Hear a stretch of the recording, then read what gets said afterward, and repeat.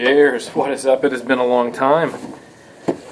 Welcome back to Peeling Back a Layer. Yeah, first let me just apologize that it's taken me so long to do another one of these.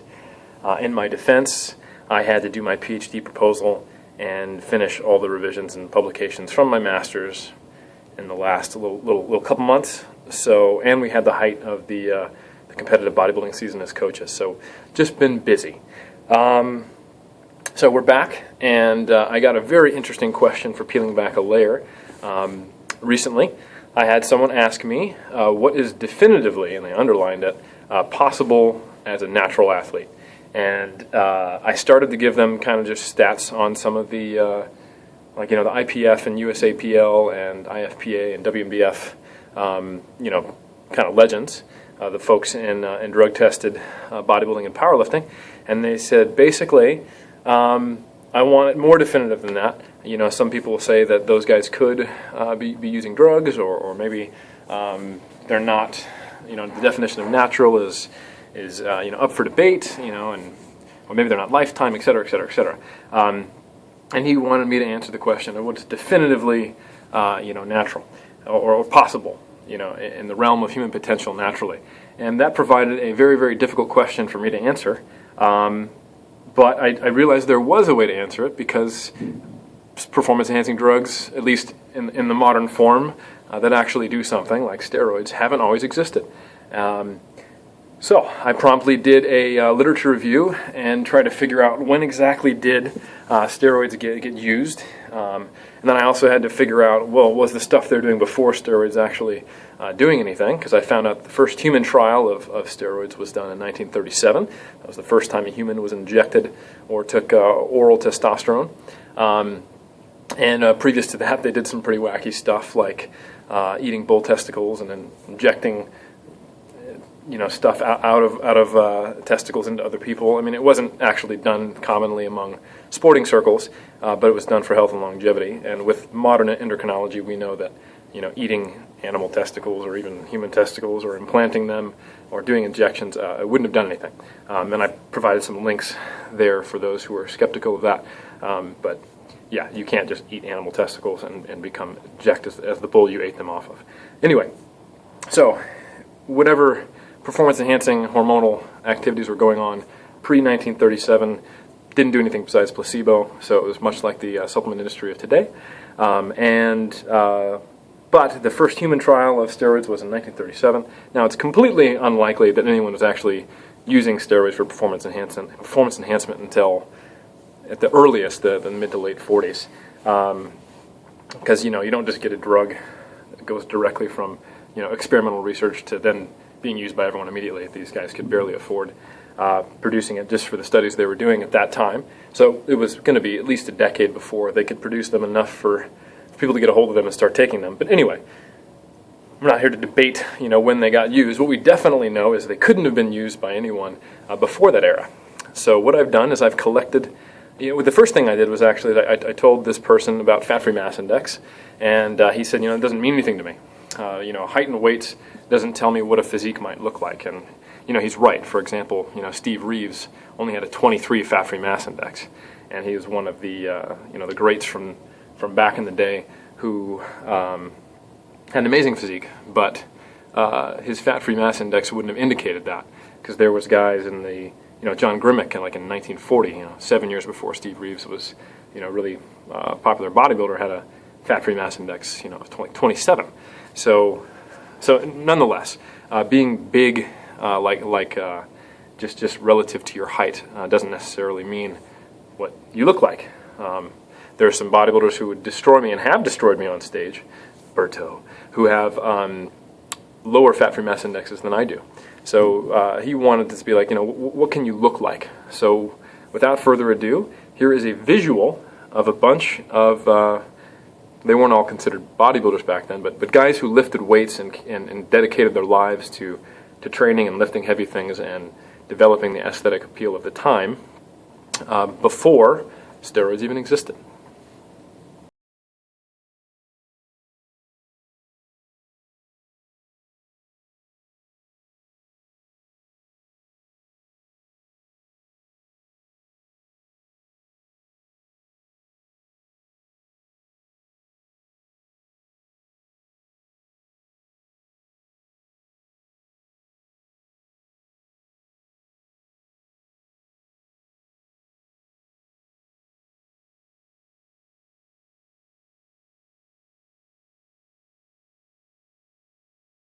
And then, you know, for all you guys who aren't just out there to get a set of abs, I know a lot of you are very interested in strength.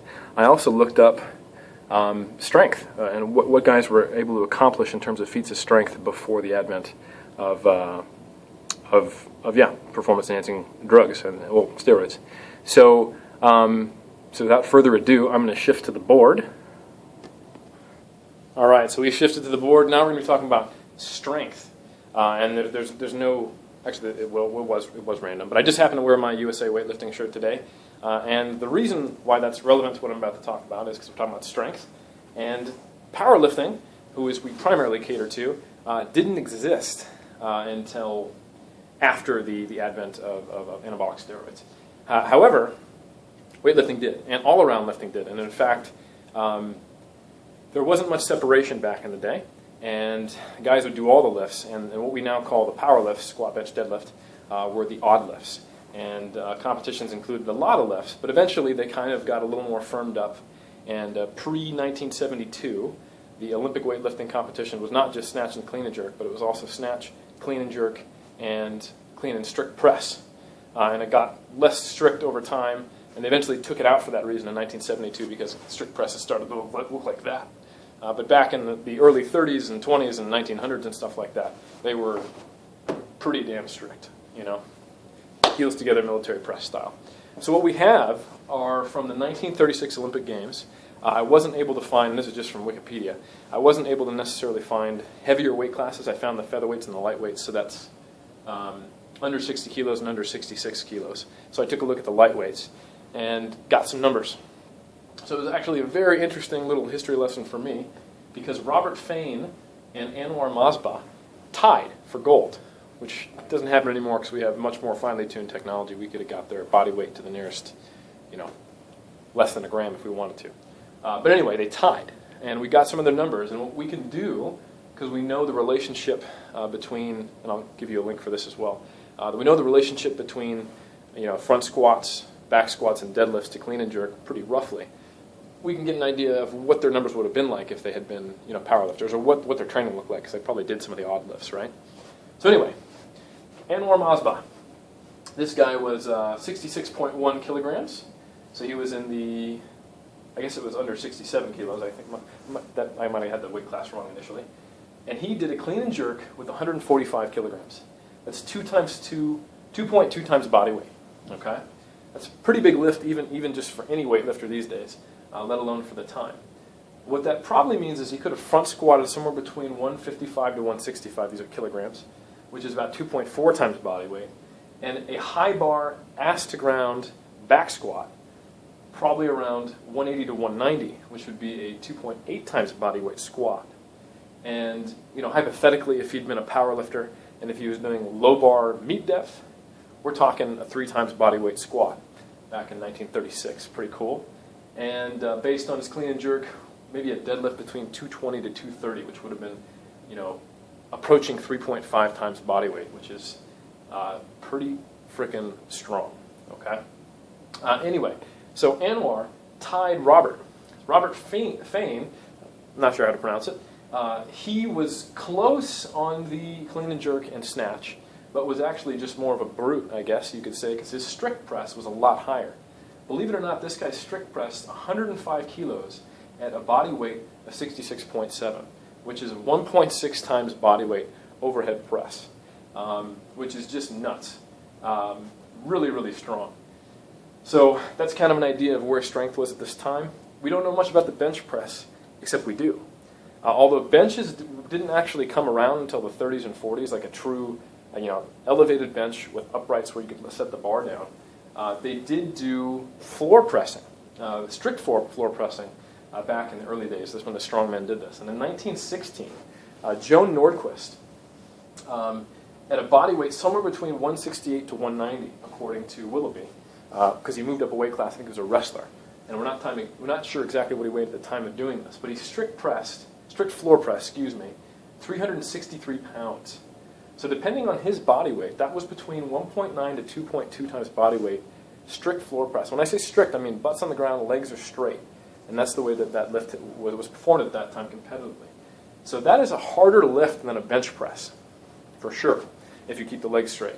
So that means, for sure, if he'd been training for the bench and they had bench presses back then, we're talking well over 2 times body weight bench press back in 1916, which is pretty neat. So, to answer that initial question, we're peeling back the layer of what is definitely possible, as a natural athlete. Well, you can look pretty cool, and you can be pretty damn strong. We're talking about 3 times body weight squats, 3.5 times body weight deadlifts. For the Olympic lifters out there, this, you may not know this, but in 1964 they changed the rules. The old rules were that on the clean, the bar couldn't touch your body until you got to the rack position, and on the snatch it couldn't touch your body until you got the full lockout. So lifters had to keep it out in front of them a little more and jump underneath it. So that means technique was a lot different, and the lifts were biomechanically less efficient, so they were putting up smaller numbers. So basically, with bad technique, there was folks able to do over 2.2 times body weight clean and jerks, and I believe the snatches were right around 1.6 times body weight at that time, with not great form. Good form for the rules at the time, I'm sure, but technique's definitely improved. Also, we have to consider that back in the 1900s and 1930s, we had 1/3 to 1/4 of the world population, and there were way less people participating in weightlifting. So with a greater genetic pool today, of course these numbers are going to get beaten and broken, and they have been. But the point of these is just like that person asked, definitely could not have been using anabolic steroids unless you think that these guys are time travelers, which, according to the theory of relativity, probably isn't true, although maybe if it was string theory and they crossed through, tiny string on like little molecule subatomic particle rays, it potentially could have crossed into a dimension and then gone back in time, done these lifts, and therefore would not be natty.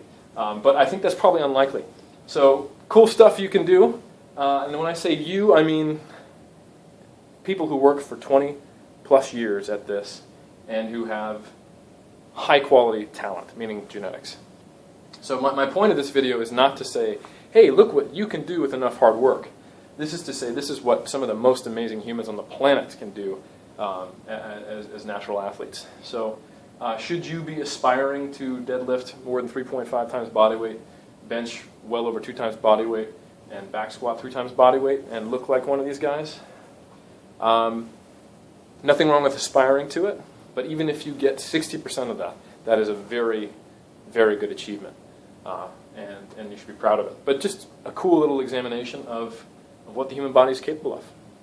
All right, guys, that's it for this time of peeling back a layer, and I've attached some good links to kind of talk about ratios of lifting and some of the historical facts, and a great article by Casey Butt on potentially when did athletes really begin maybe using anabolic steroids, even though we had a very tight criteria just before they even existed, but not to say that everyone after the 30s was. So that's peeling back a layer. Thank you for your time. It's good to be back, and thank you for your patience.